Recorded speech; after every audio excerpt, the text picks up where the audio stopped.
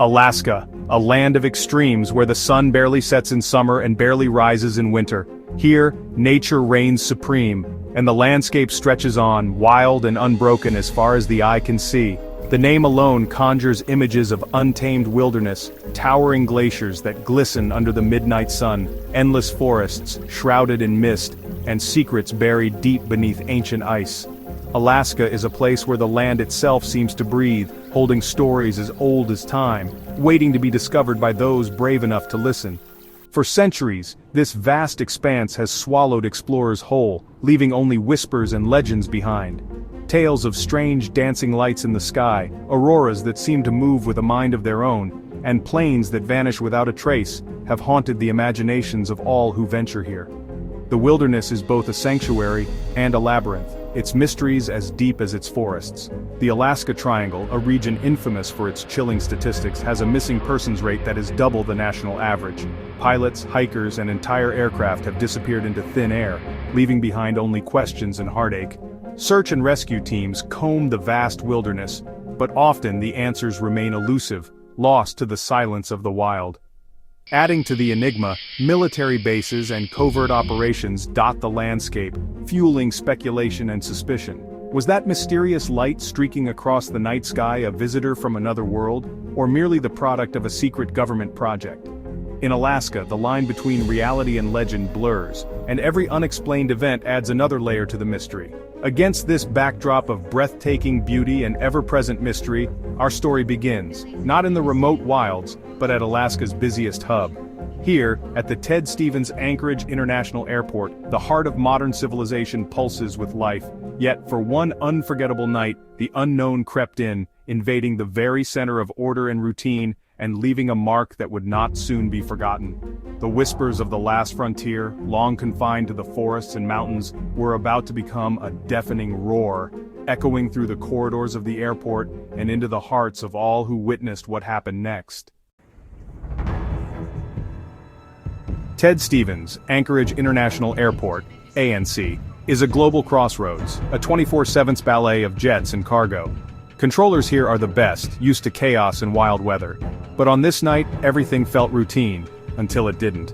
Past midnight, a flicker on a radar screen broke the calm, an anomaly, out of place, unexplained. In the sterile control tower, this was a discordant note in a perfect symphony. The ordinary rhythm shattered, the wild heart of Alaska was about to intrude, the mystery had begun. Deep in the Tracon facility as the night shift settled in, a controller's eyes caught something strange. A blip on the radar. There was no transponder code, no flight plan filed, just a raw, unfiltered echo pulsing on the screen. It was the kind of anomaly that made even seasoned professionals sit up straighter, their instincts telling them this was no ordinary glitch. The room, usually filled with quiet confidence, suddenly felt tense, as if everyone sensed the presence of something unknown. The blip darted across the screen, moving in ways that defied logic.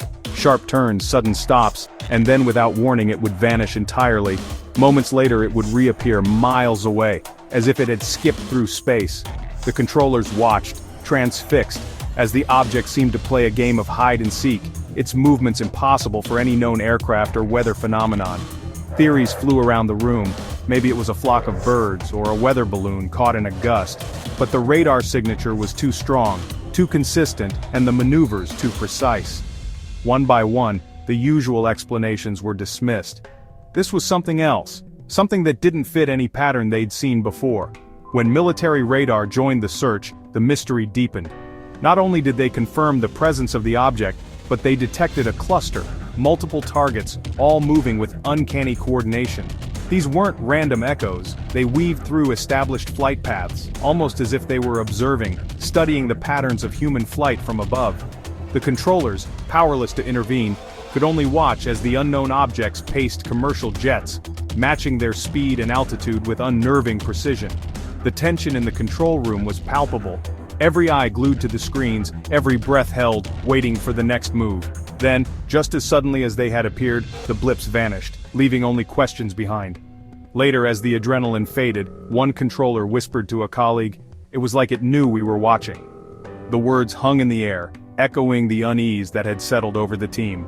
It was a feeling that would linger long after the screens went dark. For the first time, the sense of control that defined their work was gone. The professionals who guided hundreds of flights each night now felt small, humbled by the unknown. That night it seemed the sky no longer belonged to them. It belonged to something else, something watching, waiting, just beyond the reach of their radar. The anomaly, once a distant curiosity, suddenly became a dire threat as a Boeing 747, on final approach to Anchorage, reported a cascade of instrument failures and strange, persistent interference. The pilots, seasoned veterans, found themselves surrounded by blinking warning lights and erratic readings, their confidence shaken as the familiar systems they relied on began to betray them. Outside, the jets soared through the darkness above the mountains, but something unseen was keeping pace. The object, whatever it was, remained invisible to the aircraft's collision avoidance system, yet its presence was undeniable, wreaking havoc on the jet's controls and navigation. "Mayday! Mayday! Mayday!" crackled the urgent voice of the captain over the radio, as he and his co-pilot fought to regain control of the massive aircraft. With the runway in sight but the plane unresponsive, they made the split-second decision to abort the landing, climbing away from the airport and into the unknown. In the chaos, other planes in the area began to report similar disturbances, GPS signals dropping out, compasses spinning wildly, and radios filled with bursts of static and garbled voices. The airspace over Anchorage was descending into confusion. It was as if an invisible force, powerful and deliberate, was crippling the very fabric of the skies. Pilots and controllers alike felt the weight of something unnatural pressing in from the darkness. In the control tower, air traffic controllers juggled a growing list of emergencies, their screens flickering with alerts. Despite their training and technology, they were powerless to help, forced to watch as the situation spiraled out of control. Only the skill and calm determination of the pilots kept disaster at bay as they worked together to stabilize their aircraft and keep their passengers safe amidst the chaos. But the message was clear. This was no ordinary malfunction, no simple glitch in the system. Something far more mysterious and menacing was at work. As the night deepened, it became undeniable. Something was actively, aggressively interfering with Anchorage's skies, and no one knew what it would do next.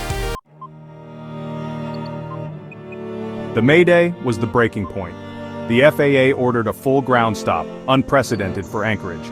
Military scrambled F-22s. Black SUVs arrived, the airport went into lockdown. Employees were silenced, phones confiscated, and the official story became technical difficulties. The real events, unknown objects, pilot distress, fighter jets, were buried under secrecy. The public heard of a computer glitch. Those present knew the truth was far stranger. For a few hours, the sky was not ours. In the aftermath, silence reigned, but anonymous voices told a different story. Controllers described helplessness. "We never trained for this." Maintenance crews found nothing wrong with the Mayday 747, despite logs of massive electrical anomalies. Employees signed strict NDAs, threatened with severe penalties for speaking out. "You don't imagine multiple Maydays or fighter jets scrambling," one said. The evidence pointed to a cover-up, not a glitch. Fear lingered, not just of what happened, but of what might happen if the truth got out. The mystery deepened. With no answers, theories flourished. Some claimed extraterrestrials, impossible maneuvers, Alaska's UFO history. Others blamed secret military tech, hypersonic drones, electronic warfare gone awry. A third theory, foreign surveillance, advanced drones probing US defenses. Each theory had holes. Why test over a busy airport? Why just observe? Why vanish?